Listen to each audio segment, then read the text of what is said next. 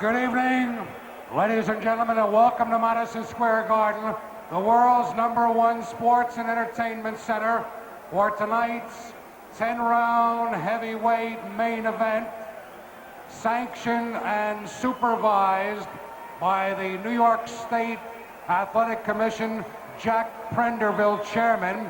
Your judges for the main event, Harold Letterman and Tony Castellano. The timekeeper is Fred Abatello. Counting for the knockdowns at the bell is Johnny Lobianco.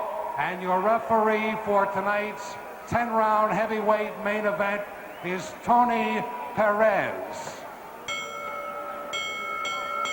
Ladies and gentlemen, here are the principals in tonight's 10-round heavyweight main event. In the corner,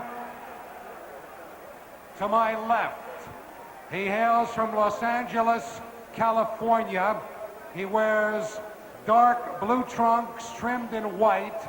He weighs 225 pounds. Here is the former WBC heavyweight champion of the world, Ken Norton.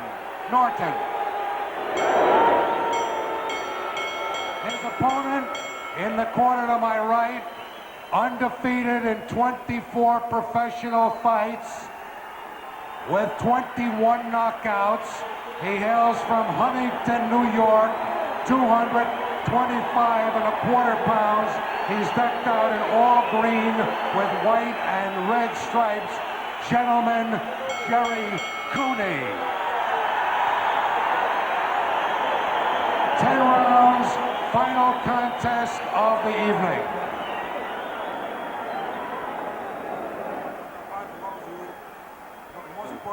My command break. Stop pushing and stop back. If you score a knockdown, I want you to go to the farthest neutral corner. Stay there until I tell you to come out. Right? 3 knockdowns in 1 round will end the fight. Now 40 seconds. The bell will not save anybody from being knocked out. All right? If a fight is on the floor, please don't come in. That calls for disqualification. I hate to do that. So stay away. Wait till the fighter gets up, then you can help him. All right? Any questions? Shake hands. Good luck to both of you. Well, Ray Norton in his introduction borrowing a little something from the Sugar Ray Leonard playbook and doing a little dance and a series of jabs as you look at the tail of the tape. Norton, 11 years the senior of Gerry Cooney, 6'6" to 6'3", big height advantage. The weight is just about comparable. So is the reach and all the other measurements. Round 1 underway. Norton on the right, Cooney on the left. The tactics of Ken Norton in the early rounds will be interesting to say the least. Whether he decides to pace himself, whether he decides to go after the #1 challenger. 10 rounds, 3 knockdown rule is in effect. The bell cannot save either man. A right hand buckled the knees of Norton by Gerry Cooney. First punch of the fight buckled Norton's knees. Left hand to the stomach, and another right hand to the side of the head of Norton, who stands on the ropes. Left hand to the heart by Cooney. Norton bangs away now at Cooney in Norton's corner. And another left hand scores it again. The legs of Norton wobble. Norton is hurt in his own corner. Cooney trying to measure him. Misses 2 uppercuts, but scores with combinations of left stance. Norton straight up. Norton is about to drop. Norton is on his knees and finally slumps in the corner. He is not going to get up from this. The fight is over in 54 seconds. And if there was ever any doubt as to the punching power of Gerry Cooney, Ray Leonard, I think that doubt was put to bed right here. Right. Cooney went out and did pretty much what I expected, but that was very dangerous when he was able to deliver 5, 6 blows, and the referee just stood there. I think the referee should have stopped the fight a lot sooner. Norton was almost in a position where he was unable to fall down. He was kind of in a lodged position in his own corner. His knees never did touch, and so Cooney, of course, doing the right thing by just continuing to punch, but I think you make a very good point, and that Tony Perez may have considered stepping in a little bit sooner than he did. Norton was out on his feet. Norton is still on the floor in his own corner. The first punch that hurt was the first punch of the fight, and it was a right hand that caught Ken Norton right on the side of the head. Well, I was going to make a comment earlier about Gerry Cooney not having his respiration on his body, that he had not warmed up. But as we can see, he didn't need to warm up because he possessed so much strength, and I'm pretty sure this is going to silence a lot of the critics that Cooney has one hand. Well, I don't think there was any question about it. Right from the start of the fight, Cooney hurt Norton with the first punch. Now, I don't know. You may have to go back and you say, was Norton really prepared for this fight? Because the first punch of the fight buckled his knees. Well, I'm quite sure Ken Norton was prepared for the fight. In fact, he's been in the ring with some of the all-time greats, and he knows what happens when you get into the ring unprepared. Ken Norton was in tip-top shape, and I'm quite sure he will give Cooney credit. Now, you and I have had a chance to watch some of the great heavyweights. We've watched Larry Holmes together. Just off the top of your head, how would you compare Gerry Cooney right now with a Larry Holmes? Well, Larry Holmes still has so much more physical attributes. Holmes can move, Holmes can punch, Holmes has a good jab. Whereas that, we really, I think, be very curious to see what Gerry Cooney can do with a guy that is mobile and really a good technician like Larry Holmes. Well, of course, tonight is a great indication of the punching power of Gerry Cooney. There's no question about that. As far as stamina, how far he can go, what he would do against a champion like Larry Holmes, that still remains to be seen. That's true, but what he exemplified tonight, I'm quite sure he's in the back of a lot of people's minds.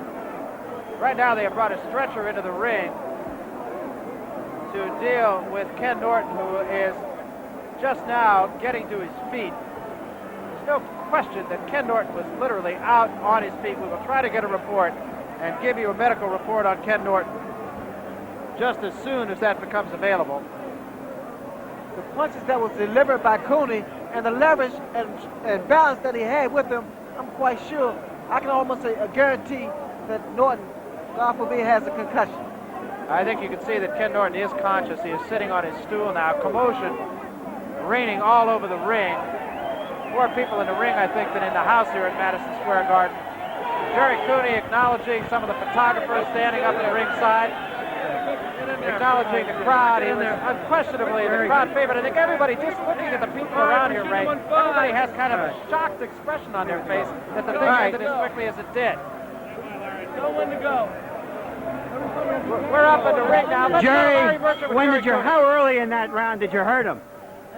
Well, I hit him with a straight right hand, and I saw him back up on the ropes. So Victor told me to be cautious at all times, and if I see my openings to go in and work as planned. Victor was training for I don't know how long up in the Concord and New York here training, and told me the right thing. Do you feel in some way, Gerry, that the quickness of this fight, excuse me, robs you in some way? That people will say that Ken Norton just couldn't fight anymore? Doesn't matter to me anymore. I have my people here, my fans. We train hard. Mike Jones, Dennis Rappaport, Victor Valley, and myself.